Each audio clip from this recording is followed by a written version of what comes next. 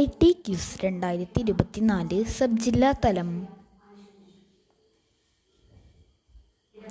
കേരളത്തിലെ hi tech class മുറികളിൽ പഠനം സുഗമമാക്കുന്നതിനായി സർക്കാർ ഒരുക്കിയിട്ടുള്ള ഓൺലൈൻ സംവിധാനത്തിൻ്റെ ലോഗോയാണ് ചിത്രത്തിലുള്ളത്.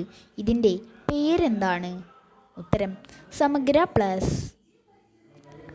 കേരളത്തിലെ ഇലക്ട്രോണിക്സ് ആൻഡ് ഇൻഫർമേഷൻ ടെക്നോളജി വകുപ്പ് മന്ത്രി ആരാണ്? ഉത്തരം പിണറായി വിജയൻ. ഡ്രൈവറില്ലാതെ കാറുകൾ നിർമ്മിക്കുന്നതിനായി ഗൂഗിൾ ആരംഭിച്ച കമ്പനിയുടെ ലോഗോയാണ് ചിത്രത്തിലുള്ളത്. ഈ കമ്പനിയുടെ പേരെന്താണ്? ഉത്തരം വൈമോ.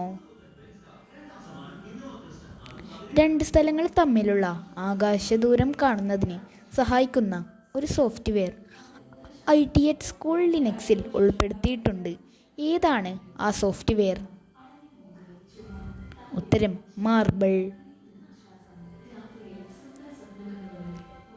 അമേരിക്കൻ ബഹിരാകാശ സ്ഥാപനമായ നാസ കുട്ടികൾക്കായി തയ്യാറാക്കിയിട്ടുള്ള വെബ്സൈറ്റിൻ്റെ ചിത്രമാണിത്. ഇതിൻ്റെ പേരെന്താണ്? ഉത്തരം കിഡ്സ് ക്ലബ്. ലോകത്തിൽ ആദ്യമായി മൊബൈൽ ഫോൺ ഉപയോഗിച്ച് സംസാരിച്ചത് മാർട്ടിൻ കൂപ്പർ ആണെന്ന് നിങ്ങൾക്കറിയാമല്ലോ. കേരളത്തിൽ മൊബൈൽ ഫോൺ സേവനം ആരംഭിച്ചപ്പോൾ ആദ്യമായി സംസാരിച്ചത് ഒരു സാഹിത്യകാരനാണ്. ആരാണ് ഇദ്ദേഹം? ഉത്തരം Thakazhi Sivasankara Pillai. Summer of code വിദ്യാർത്ഥികൾക്കായി നടത്തുന്ന ഈ ഓപ്പൺ സോഴ്സ് പ്രൊജക്റ്റ് സംഘടിപ്പിക്കുന്നത് ആരാണ്?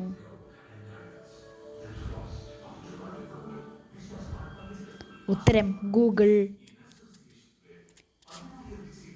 ലിനക്സ് പതിപ്പുകളുടെ ഭാഗ്യചിഹ്നമാണ് ടെക്സ് എന്ന ഈ പെൻഗ്വിൻ. ആരാണ് ഈ ചിഹ്നം രൂപകൽപ്പന ചെയ്തത്? ഉത്തരം ലാറി എവിങ്. നിർമ്മിത ബുദ്ധി അടിസ്ഥാനമാക്കി നമ്മുടെ മൊബൈൽ ഫോണുകളിലും മറ്റും പ്രവർത്തിക്കുന്ന ഒരു സോഫ്റ്റ്വെയറിൻ്റെ ലോഗോയാണ് ചിത്രത്തിൽ തന്നിരിക്കുന്നത്. ഇതിൻ്റെ പേരെന്താണ്? ഉത്തരം ഗൂഗിൾ അസിസ്റ്റൻറ്റ്. വിവിധ ചിത്ര ഫയൽ ഫോർമാറ്റുകളാണ് കൊടുത്തിട്ടുള്ളത്. ഇവയിൽ ആനിമേഷൻ ചിത്രങ്ങളെ സൂചിപ്പിക്കുന്നത് ഏതാണ്?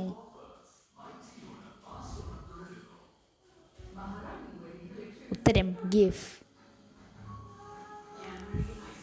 കമ്പ്യൂട്ടർ മെമ്മറിയുടെ യൂണിറ്റാണ് ബൈറ്റ്സ്.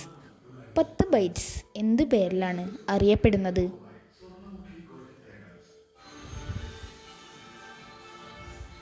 ഉത്തരം 1 ടെറാബൈറ്റ്.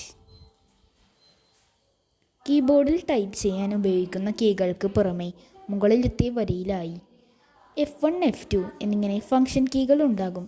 സാധാരണ കീബോർഡിൽ എത്ര ഫംഗ്ഷൻ കീകളാണ് ഉള്ളത്? ഉത്തരം 12. വിവിധ ഭാഷകളിലുള്ള നിഘണ്ടുകൾ ഓൺലൈൻ സൗജന്യമായി തരുന്ന ഒരു വെബ്സൈറ്റിൻ്റെ ലോഗോയാണ് ചിത്രത്തിലുള്ളത്. ഈ വെബ്സൈറ്റിൻ്റെ പേരെന്താണ്?